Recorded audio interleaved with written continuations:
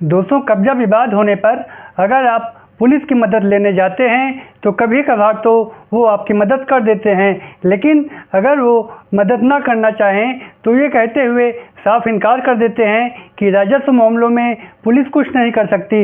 नमस्कार दोस्तों, मैं हूं आपका एडवोकेट विवेक पांडे और आप देख रहे हैं आपका अपना चैनल लीगल पोजर। दोस्तों, अगर अभी तक आपने हमारे चैनल को सब्सक्राइब नहीं किया है तो सब्सक्राइब अवश्य कर लें, क्योंकि लॉ से रिलेटेड ऐसे कंटेंट हम आप तक लाते रहेंगे।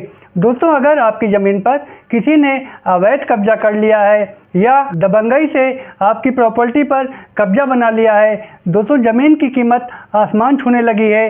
जो ज़मीन कुछ ही सालों पहले लाख 2 लाख रुपए में हुआ करती थी, वही आज के टाइम पर 50 लाख में हो गई है।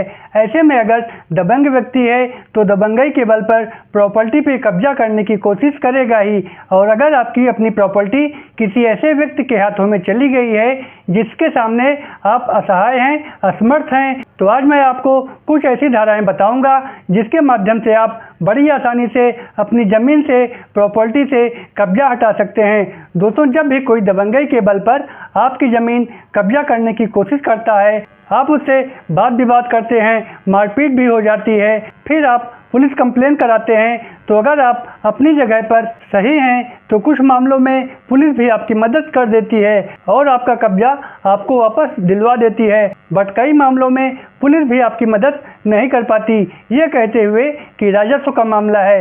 ऐसे में आप कोर्ट कचहरी के चक्कर लगाते हैं, अपना कब्जा वापस पाने के लिए केस फाइल करते हैं।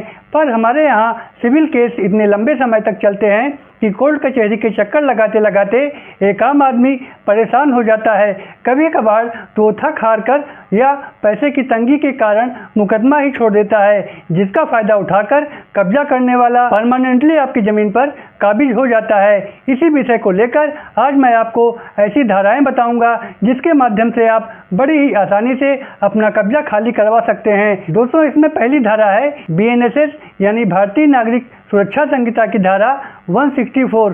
अगर आप अपनी प्रॉपर्टी पर काबिज हैं, उस पर रह रहे हैं और कोई व्यक्ति बलपूर्वक दबंगई से आपको वहां से हटा देता है और अपना कब्जा कर लेता है, तो आप BNSS की धारा 164 में अपने एरिया के नज़दीकी SDM को एप्लीकेशन देते हैं। तो SDM आपके मामले की जांच करवाने के पश्चात आपकी बातें सही पाता है तो उस कब्जेदार को वहां से हटवा देता है जिसने अवैध तरीके से आपकी प्रॉपर्टी पर कब्जा कर लिया है। दूसरी धारा है स्पेसिफिक रिलीफ एक्ट की धारा 6 और स्पेसिफिक रिलीफ एक्ट के सेक्शन 6 में कहा गया है कि अगर कोई व्यक्ति अपनी स्थायी संपत्ति में रह रहा है और कोई ऐसा व्यक्ति जिसका उस प्रॉपर्टी पर कोई अधिकार नहीं है, कोई लेना देना नहीं है, बलपूर्वक उस प्रॉपर्टी पर कब्जा कर लेता है और वास्तविक कब्जेदार को वहां से हटा देता है, तो ऐसे में पीड़ित व्यक्ति इस सेक्शन में कब्जा होने के 6 माह के भीतर केस फाइल कर सकता है और अवैध कब्जे को खाली करवा सकता है।